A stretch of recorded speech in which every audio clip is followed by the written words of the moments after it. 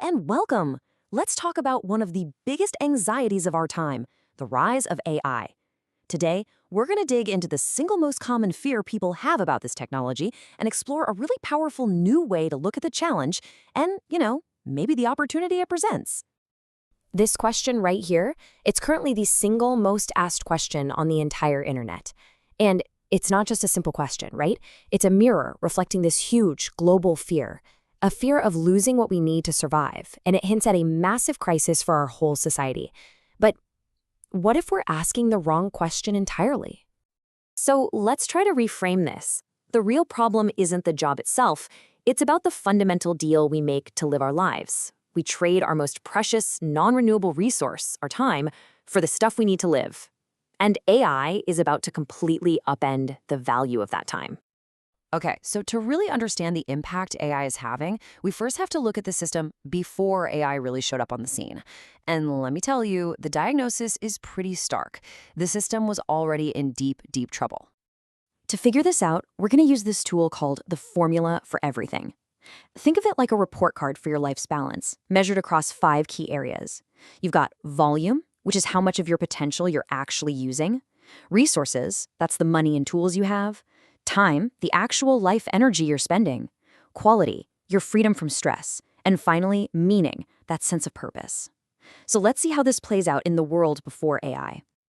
So on one side, you have the employee, who's described here as a seller of life for pennies. Just think about that. They're using less than a third of their real potential. They're earning just enough to scrape by, and they're trading most of their precious life's time for a really low quality of life, one that's just defined by routine and stress. Their meaning? It's just survival.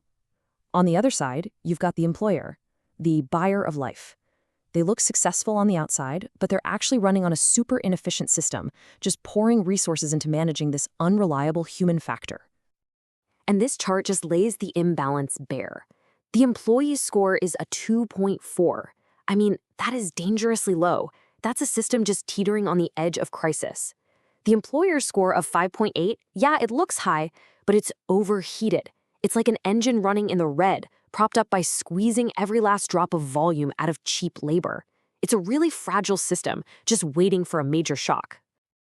And then, boom, the shock arrives. AI enters the picture, and it doesn't just poke the system, it sets off a seismic event that changes absolutely everything.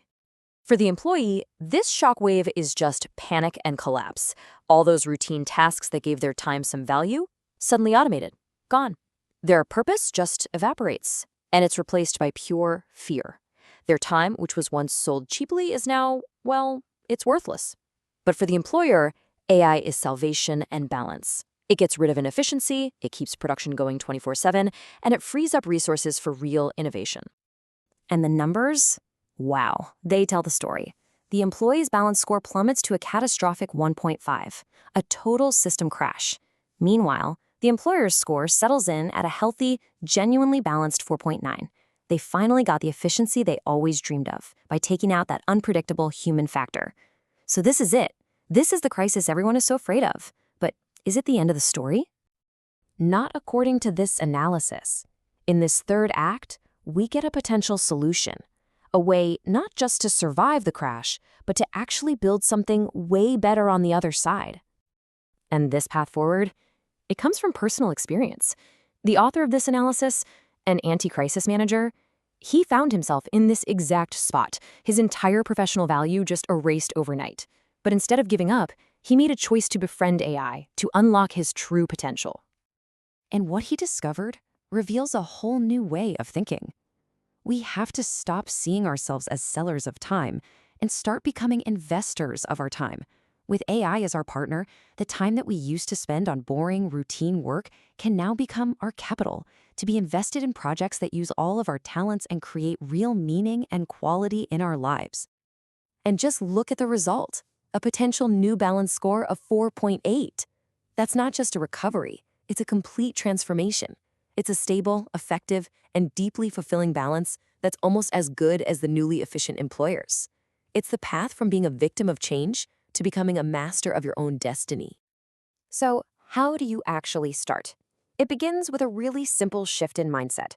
First, don't fear AI. Befriend it. Treat it like your partner, not your replacement. Then you literally ask it, hey, help me figure out my strongest talents. And finally, you work with that new partner to build a real, concrete plan to bring your unique potential to life. All right, let's zoom out for a second. Because this isn't just about you and me making a change. This choice to invest our time or to be left behind, it scales up to the level of our entire civilization. The final metaphor here is so powerful. AI is a high-speed elevator. It's already here, the doors are open, and it's offering to lift all of us to a completely new floor of existence, one with more balance, prosperity, and self-realization than we've ever imagined. But we have a huge choice to make. We can either learn to invest our time and work together to make sure there's room for everyone inside this elevator, or the people who get left behind, stuck in panic and survival mode, might just decide to cut the cables. And if that happens, the elevator doesn't just stop, it crashes for everyone, including the people already on their way up. And this right here is a crucial warning for the employers, the innovators, the early adopters who are already comfortably riding in the elevator. You can't have this illusion that you can go up alone. Your journey depends entirely on the stability of the whole building. Your success is tied to everyone else's well-being. So we end up right back where we started, but with a much bigger question. The elevator is rising. There's no doubt about that.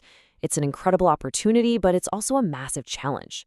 The ultimate question isn't about the tech anymore. It's about us. What is our collective responsibility to make sure that as we rise, we all rise together?